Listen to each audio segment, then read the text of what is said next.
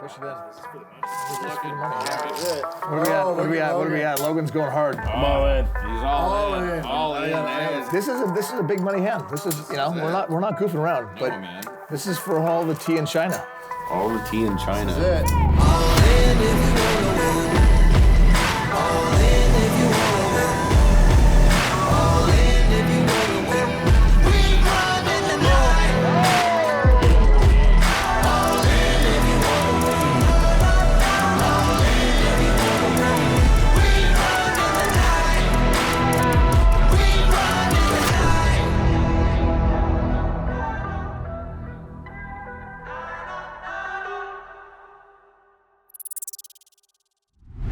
Amanda McKay, and this is Growing Exposed. Today, we are on a quest for craft in beautiful British Columbia as we roll up to Dunn Cannabis, one of Canada's first and finest micro-cannabis facilities.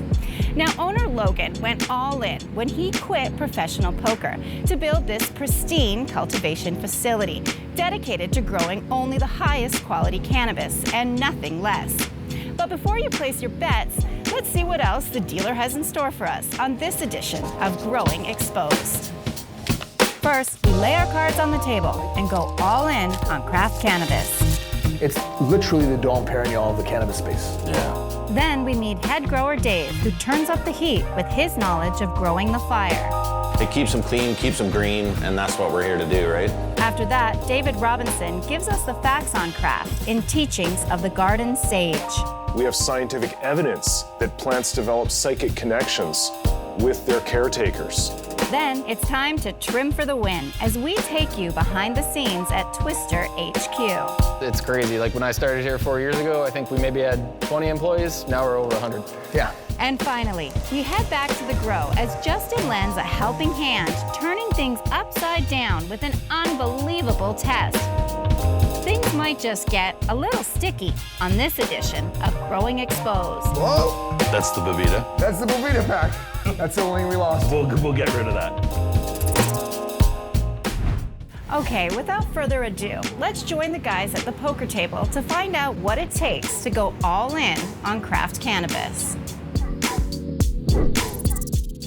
All right. Who brought this? This is for the money. This is for the money. Yeah. That's it. Blind. And I'm gonna give this one small nugget as part of the whoever gets that. Oh, that's gets, a big gets nugget. Big nugget. the Big money game. All right, Dave, flip over one card. Oh, that's a right big out card. the gate. Oh! G. He's got kings. Show me the money. He's got kings. I got threes in. There's the deuce. Let's go, King. All right, boys. Davey takes it down. Thank you. Thank you. Nice. Davey takes it down. Davey. Nice hand. Chips. Nice hand.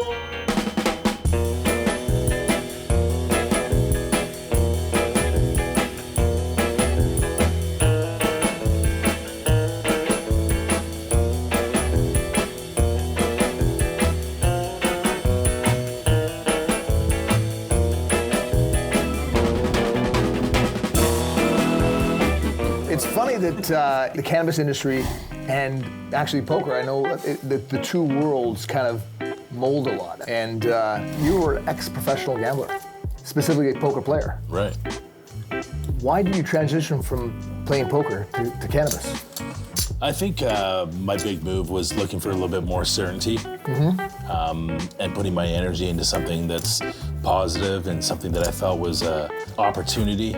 So I traded that game for this game, and I'm pretty happy I did. A lot of times at the poker table, you're waiting for that really great hand, and sometimes it doesn't come right away. Sometimes it takes an hour, but when you get it and you have that opportunity, you got to get it in. Yeah, you were all in. So I'll ask the question, why cannabis? Why cannabis? I've been loving cannabis for a long time. Yeah. It's done a lot of great things for a lot of people, especially in British Columbia. Yeah, I can speak for myself. It's built me one hell of a man cave. There you go. No, it's exciting being a BC boy yourself. You've seen how this plant can change people's lives for the positive. Yeah, absolutely. So to actually be within the legal market and actually be a part of that and be one of the first micros, that's super exciting. Massive. It's not common that we get to actually see the garden before we do an episode on Growing Exposed, but I know your head grower, Dave. I know the facility well. I've been there numerous times, and it's not been an easy road getting up and going. Can you tell us some of the hurdles that you've had to go through to get actually to this level right now? Yeah, sure. Health Canada's compliance when it comes to security clearance, that's a major hurdle for a lot of gray market growers. They make you do your security clearance last, which is kind of a little backwards. They make you spend all the money first, make the effort, feed the economy, full the economy. Yeah, and then find out if you can or cannot play. It needs some minor tweaks to it.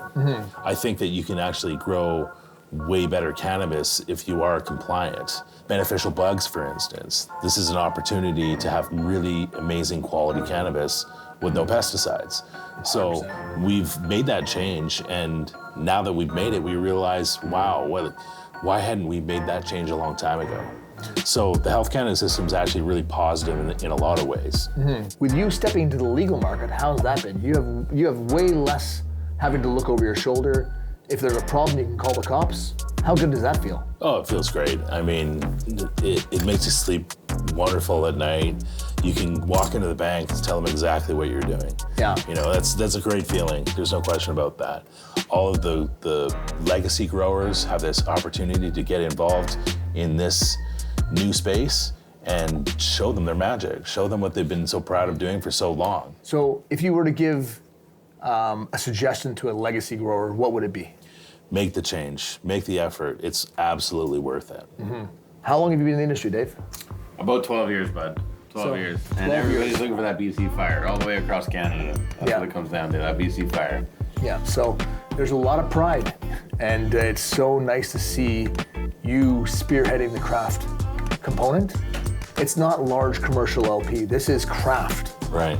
And it's a really cool segment that the end consumer is going to have to go, oh God, I want some craft cannabis. And what does that exactly mean? Craft cannabis comes with love. And if you have a lot of love, like Dave's putting in the love all the time into these plants. And at the end of the day, you get a quality product because so much effort has gone into it. It's literally the Dom Perignon of the cannabis space. Yeah. As a master grower entering a room that's essentially a Ferrari, they can Lambo.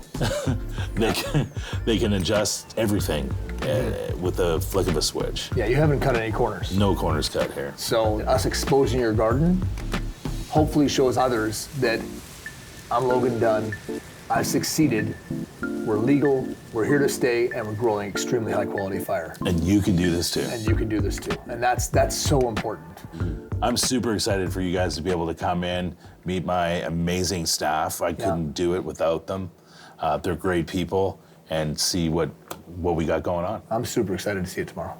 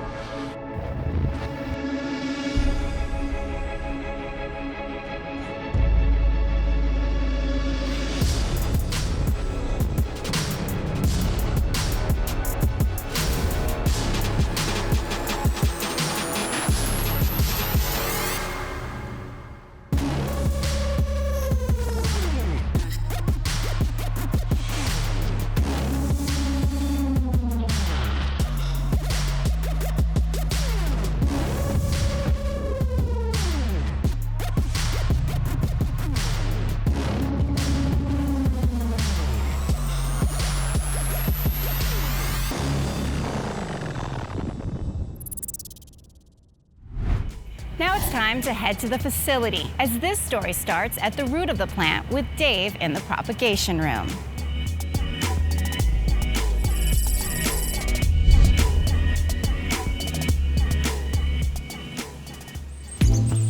It wasn't much of a commute, because this British Columbia-based garden was in my backyard. From the outside, it may appear no more than a large backyard workshop, but inside, it tells a completely different story. Here you'll find Dunn Cannabis, smack dab in the middle of the birthplace of BC Bud.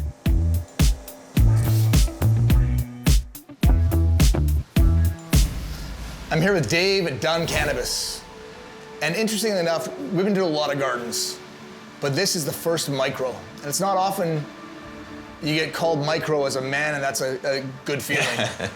But in this case, you're one of the first. You're the first application to Health Canada under the micro license. What does that exactly mean? Buddy, that means we can produce the fire. We're not a super large location. We got wall-to-wall beds. You know, we've got sensors all over the walls. We track our VPDs. We use top quality lighting. We're using the Think Grows right now. These are amazing for veg. We're using double-ended HPSs in the bloom rooms just to get that fiery finish.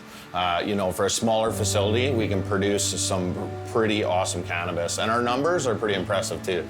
How many different types of genetics do you have in here? We've got about 10 different genetics in here. We did a huge mass pheno hunt. So these are the mums right now, the Karma mums. Everything is super clean. So we don't, you know, obviously take cuttings off unhealthy plants. And we don't use fungicides, pesticides, anything like that. So a clean start brings a clean finish every time.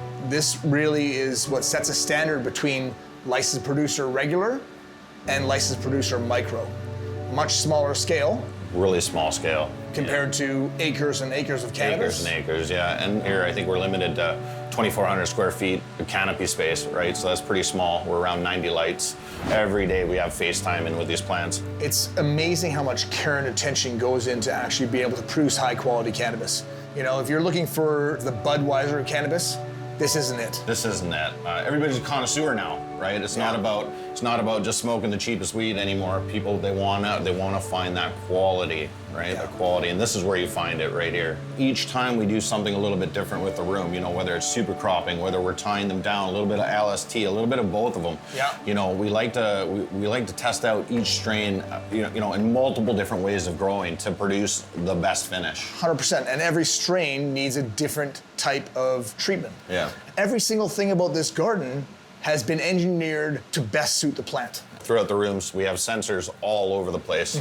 They're measuring everything that's going on in the room. We have our light penetration, our CO2, humidities, temperatures. We get it all on a graph. All that's reviewed. You know, before it was just a little stat, and you'd look at it and be like, well, the room is good, I guess, and you have a high of, you know, 85 degrees and you got a low of 60 degrees, right? It was guesswork. It's guesswork. It's amazing that we were able to do what we did way back when. Right, yeah. Effectively and still produce incredible quality. Quality, exactly. The plant is robust. It's a tough plant. Yeah. But now with all the technology that's available to us, we can really tweak, tailor the PPFD, how many photons are hitting that leaf surface. You had mentioned ThinkRow as an LED. I'm a huge fan of this light. Yeah, me too. Super good quality.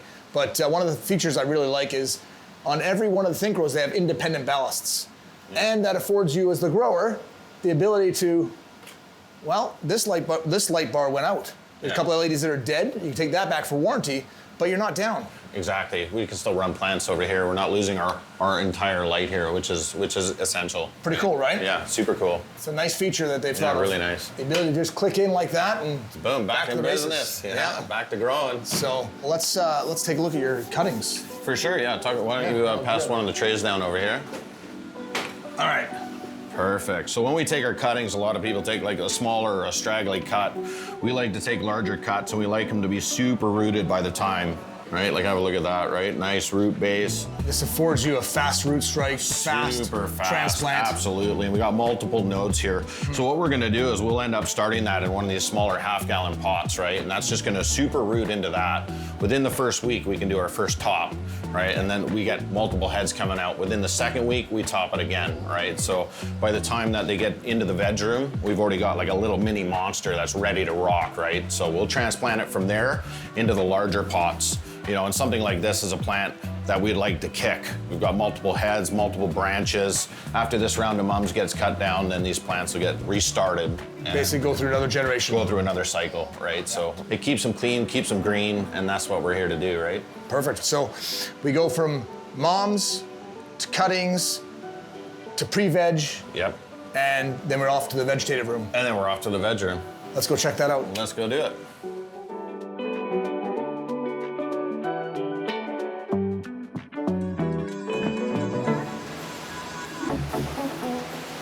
So this is our transition room. So everything from the smaller pots to little half gals, what we do is we transplant them and we bring them in here. This is getting them ready for the bloom room, right? So going from the Think Grow lights over to the Gavita, you can see it's super bright in here. It's crazy bright. But that's what we want to do. We want to slowly warm the plants up, transition them into from light lighting to heavier lighting, and then we're going to go ahead and put them in the HPS, which is super bright.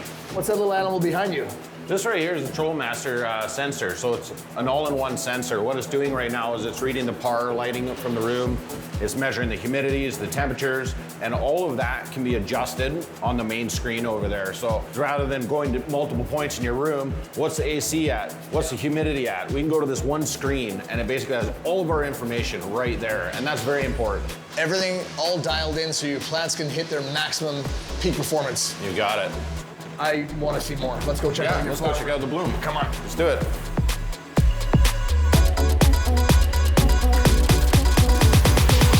So Dave, this is a very important shot for Growing Exposed because there's always a parting of the trays or parting of the sea of green in every episode. You got it. Can you please part the sea of green? Let's do it, bud. Let's have a look.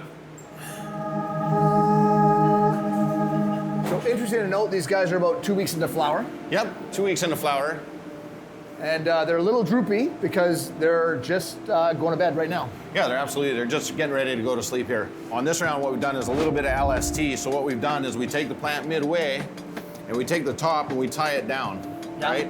So then what happens is within the week, this is gonna recover here and all these little shoots here, they grow up here. So, on some of the shorter stuff, we're not tying it down, we're actually letting it grow, right? And then the taller stuff, we're trying to, obviously slow it down a bit so that we have that nice level canopy in here, right? It basically is redirecting auxin hormone that's in the actual apical meristem of the plant. As you pull that down, it redirects it and creates more lateral branching, and in turn creates for a much more even canopy.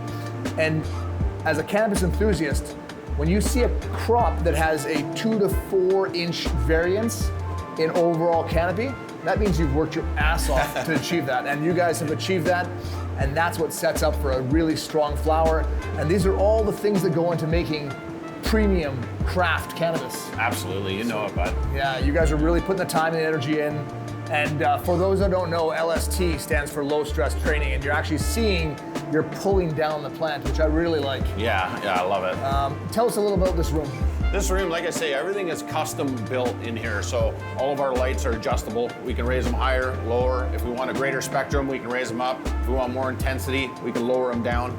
With the fans, it's the exact same thing. Most rooms that you see, the fans are up high and the plant's down low, they're not getting much airflow. So what we've done is we've made adjustable brackets. So when they're younger, we bring them down lower, right? And then when they get older, like they are now, a bit taller, we can raise them right up. So you can tailor the room to the plants versus the plants to the room. Absolutely, you got it. This is kind of early setup for the flower, ensuring that you're gonna get some heavy, heavy nugget. Right. That one's ready to come down, actually. I heard you're gonna help us with the trim. Oh yeah, I love help cutting. us with the chop, right? I love spending 18-hour, 24-hour days just staring at a pair of scissors nonstop. Let's go see that Sea of Colas. Come on. Let's go check it out. Come on.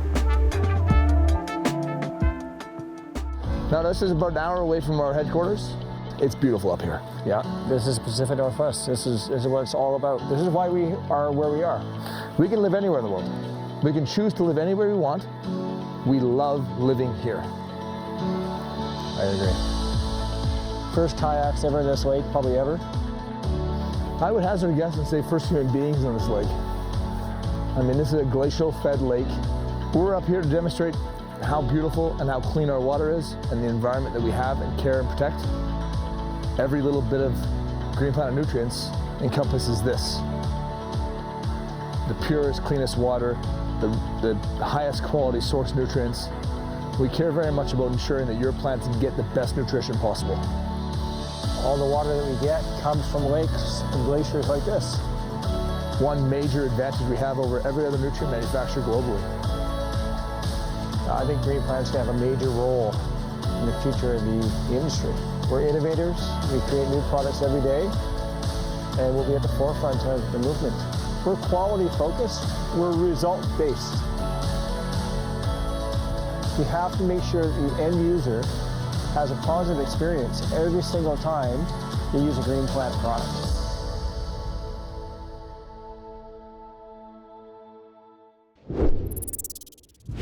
Next up, we gather round with David Robinson to get his take on craft and teachings of the garden sage.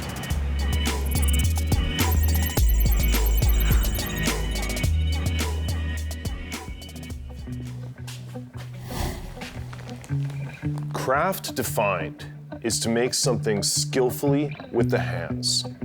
Now, isn't this one of the great fundamental differences between mankind and the rest of the animal kingdom? Everything we do it with our hands, right? This powerful tool is one of the major factors that have shaped human existence. So to craft is to be human. Of course, in this world, industry has dramatically changed, yet the heart of craft remains. And I tell you, isn't there more to it than that?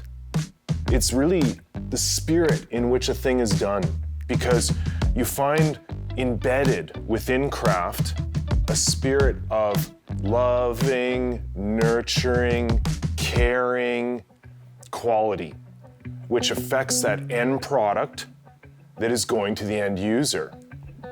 And of course, in the secret life of plants, we have scientific evidence that plants develop psychic connections with their caretakers. So just imagine the ramifications involved with that. And that's one of the reasons why I think the folks at Dunn Cannabis are so special. These folks have got the vibe. You can just feel the authentic passion coming from these people. So as you get to know cannabis, I promise you, you will come to understand why you want to support craft cannabis industry.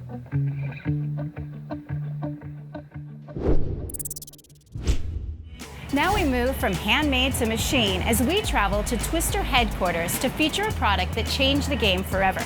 Now, even if you're a purist and you feel that hand trim is the only way, well, there's still going to be something for you in this next segment as we dispel the myths on the important role that this machine plays in getting cannabis to the masses.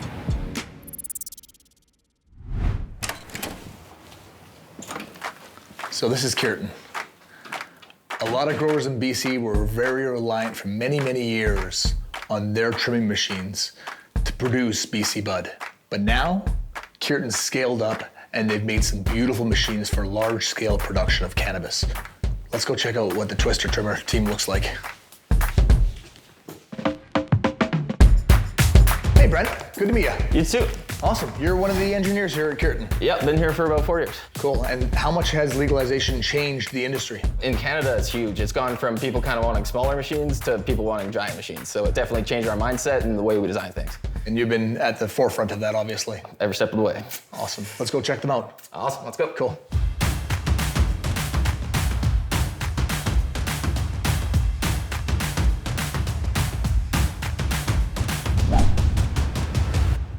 So where are we right now? So this is basically the testing area of the Kierton office, mostly for the T0. The recent R&D there, a lot of these have already been kind of established. Beautiful. So now we got the T0, the batch 1, the T2, the T4, and the T6. What happened to 3 and 5? We'll have to wait and see. Okay. There's room for them, whether they'll exist or not. Okay. Stuff's coming down the pipeline all the time. So customers always have this debate.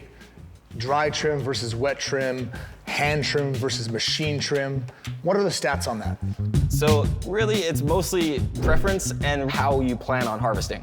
Okay. So trimming wet, definitely easier from a logistics standpoint. So all you do, cut the plant down, put it in our machines, that's it. Drying, on the other hand, a little bit more of an art to it, but with that, you can actually make the machines run faster and you get a better smelling product at the end. Okay. So when you cut wet, it actually does a thing called cauterizes. So much similar to like when you cut your grass, that weird smell that you get. Yeah. So that smell is actually a defense mechanism from the grass telling all the other blades of grass, like, watch out, you're about to get cut. And that's exactly what's happening with the cannabis too. So that's why you get a little bit of a darker color, you get a little bit of a weirder nose on it. Yeah. With that being said, after you cure it, and if you cure it right, most of that goes away and you still have a really good product. Have you guys done testing? Absolutely. Yeah. So the interesting thing is that sometimes the hand trimming has higher potency, sometimes the machine trimming has higher potency. There's lots of variables. There could be a 10% swing. Exactly. If you have a large garden, you cannot have the manpower or the workforce to handle Exactly. hundreds of people doing this. So how long has Twister been in the industry? So we've been selling machines since 2007. So 2007, that's a very long time for the cannabis space because it's an up and coming industry. And you keep coming out with new innovative products. And you've had to evolve to be able to actually bring out products like the T0. Exactly. So if I'm a bud, can you put me through the workflow of how I end up getting trimmed? What happens? Right. So basically the bud would come in through here. It would then start tumbling through this. This is what we call a tumbler. Basically what it is a tube with slots in it. What those slots are for the leaves to go through. Yeah. But essentially what happens is the vacuum will suck the leaf through, the blade will cut it, and then that will get taken off into our cyclone there, which will give you trim to extract. Oh, nice. Now you can open it up.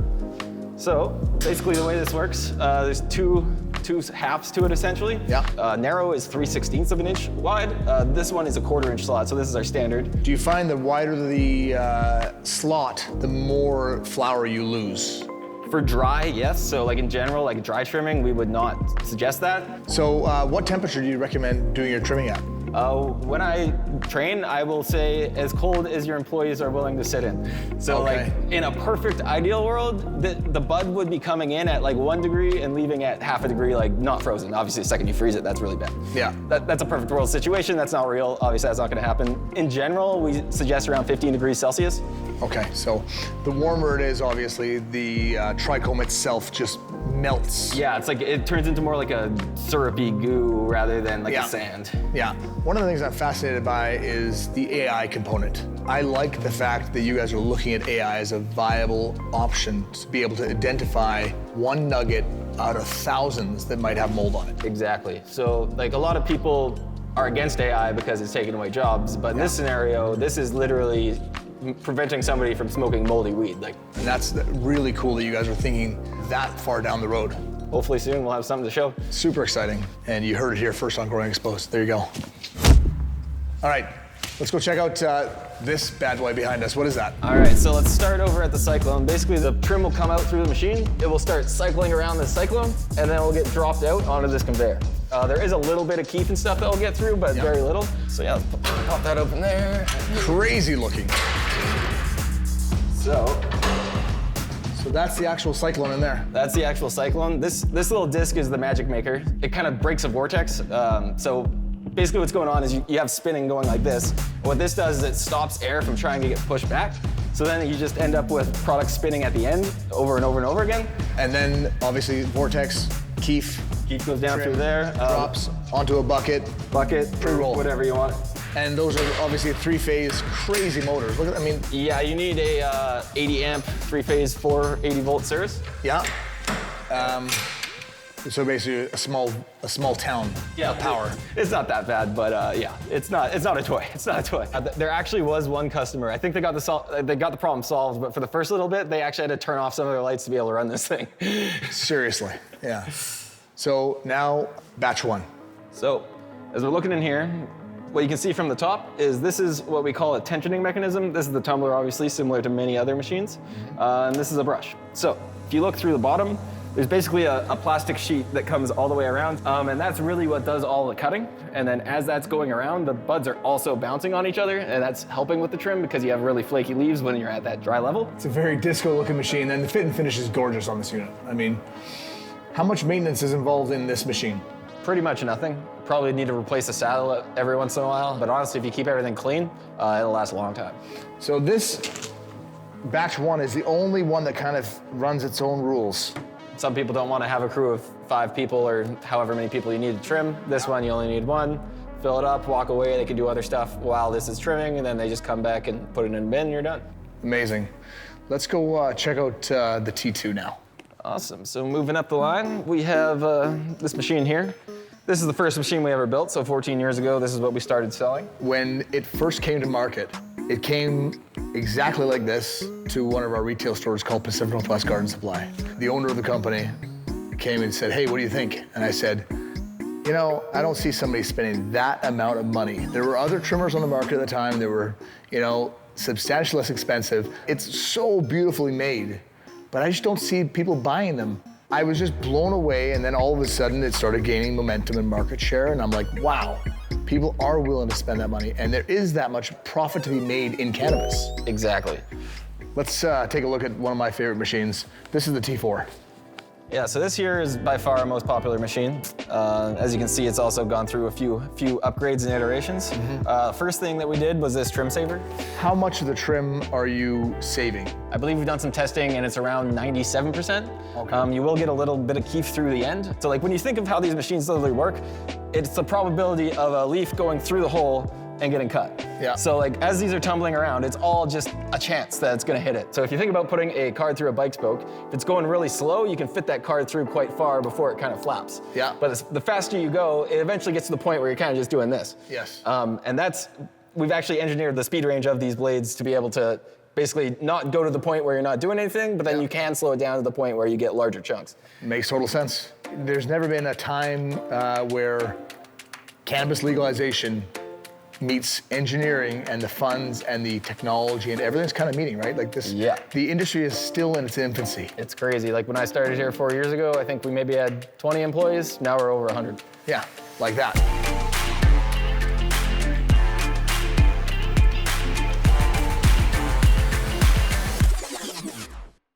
So Brent, thanks so much for showing us around Twister today, giving us all the technical in and outs of how Twister works. There's a lot of misinformation on cannabis in general within the industry, and to get the goods directly from an engineer at Twister has been much appreciated. Yeah, I'd like to thank you for giving me the time of day to say what I've learned over the past 4 years, because there's been a lot. Fantastic. Thank you again. Thank you. So where does a fish keep his money? Where? The riverbank. Why are we friends again? I own the boat. That's right. I need to buy a boat. Don't post that anywhere. I called in sick today. Look! Holy smoke. You may have just captured the most important discovery of our time. Reports are now coming in about the story of the two fishermen who captured an unbelievable video. Launching our own investigation using sophisticated software, we confirm what appears to be Green Planet's Backcountry Blend, intended as an economical choice for outdoor growers. This granular nutrient system is designed to be broadcasted across your outdoor crop. Feed less with great results. Maybe not the breaking news you expected, but certainly is good news. After all that talk of trimming, it's time to check out a crop that's ready for harvest. Oh, you better bring your A game, because these buds are crafty.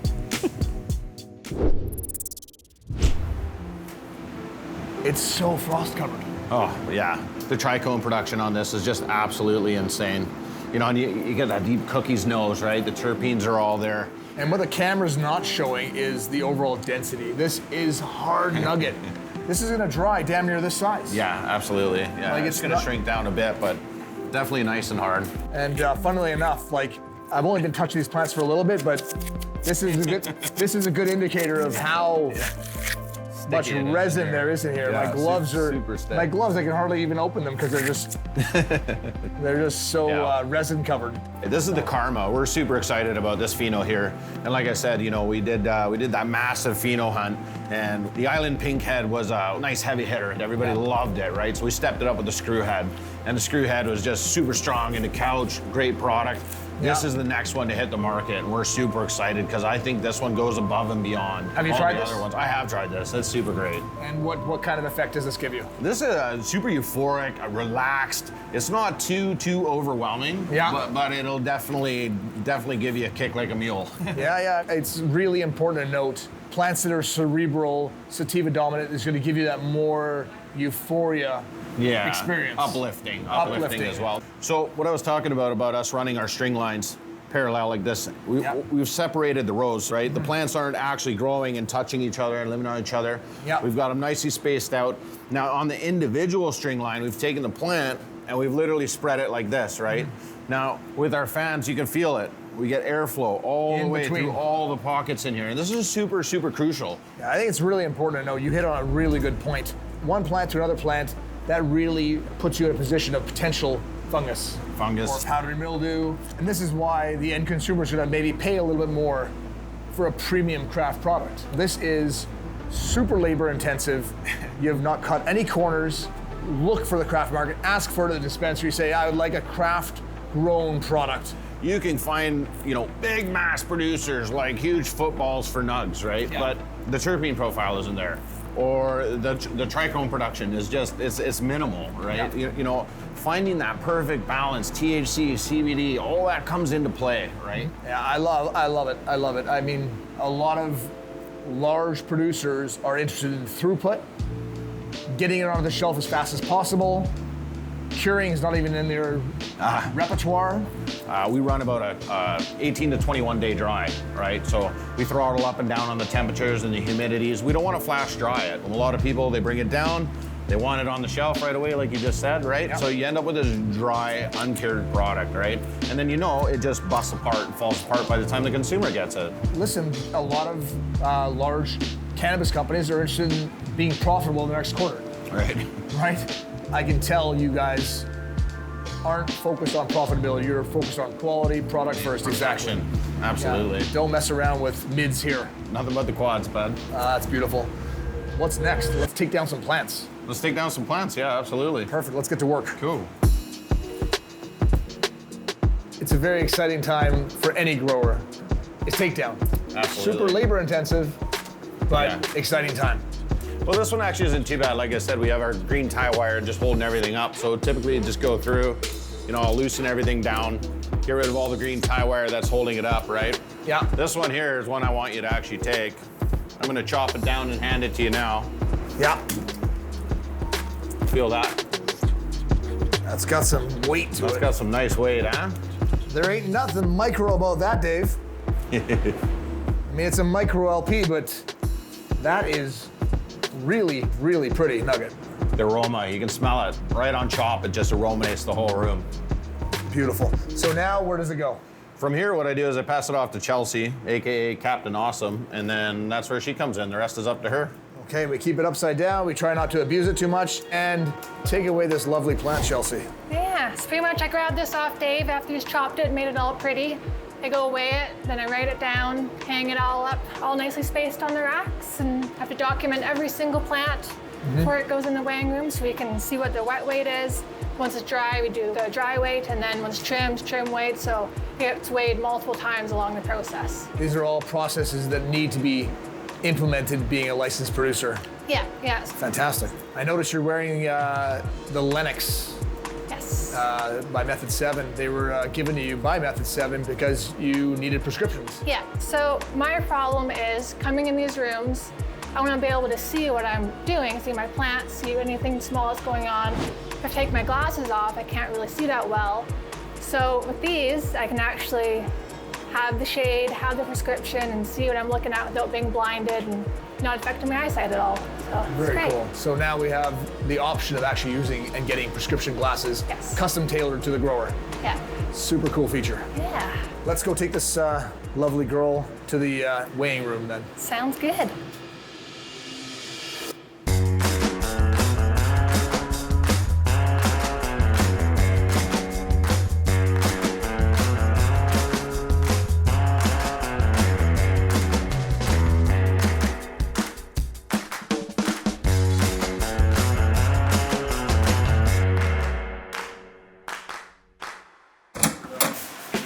So it wouldn't be a garden tour without checking out the juice. Absolutely. So obviously you're running Green Planet. Yeah, obviously Green Planet. I love the 3-part system. It's super easy to use. You can literally just follow the directions right on the bottle. Real easy to mix. Uptake nutrient with the plants is always great, always on point. I love the carbo load, adding microbials. Resin is where it's at. You know, we were just talking about your gloves, the stickiness and everything like that. All the terpenes and everything else comes from resin. You know, I've used a lot of products that have claim to fame saying, oh, this is gonna do this for you and this is gonna do that for you. And you really get let down. First time I tried resin, I was absolutely blown away. The aroma in the room was so good and so on point, right? It changes, right? Within 24 hours, you notice the aroma. Absolutely, and the same with the terpenes on the plants. Like, we did get a better terpene profile on the testing. I'm so happy to hear that you are seeing those. Being a veteran grower, you can identify very quickly if a product did or didn't do something. Right. And being a licensed producer, you actually do the testing and you're able to notice the increase in the terpene profile. And very few products in the industry really deliver. There's a ton of products out there that, yeah, you're gonna get amazing results, but you're gonna fail the testing on it. And you know, using the GP line, it's super clean, and you know, we haven't failed a test yet with it. So we're really focused on making sure you're compliant, we're compliant, and we bring you the best products so that you can bring the fire. High five, GP.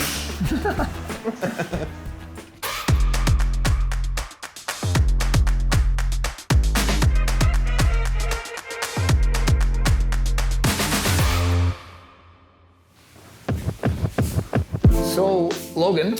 Yeah. Being the owner of Dunn Cannabis, this was one hell of a gamble. It sure was, and there was times where I was unsure that it would pay off, but sometimes you gotta gamble in life. Yeah, you truly do, but more importantly, this work is exemplary. This is beautiful, and a really good indicator is the nose, and two, you can take a bag and fully upside down. That really gives you an idea of how sticky this product actually is. Yeah, it's definitely, I would say, probably some of the best product in Canada. I would agree with you. It is one full structure. Whoa! That's the Bovita. That's the Bovita pack. That's the only thing we lost. We'll get rid of that. Yeah. Like, I'm trying to drop Nugget. Nothing's dropping. The bag is open. There's no magic tricks here. I'm not doing something fancy. This shit is one solid nugget. Impressive. Very impressive. It's not very often that you actually see a kilo with that color, that trichome production.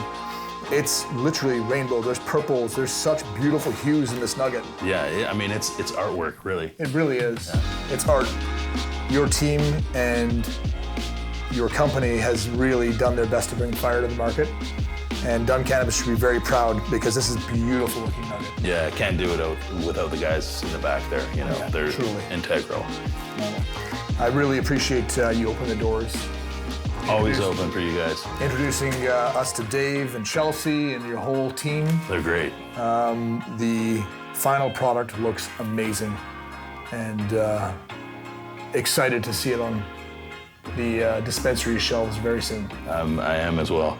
Very cool. Thank you so much for having us. Thank you, boss. Take care.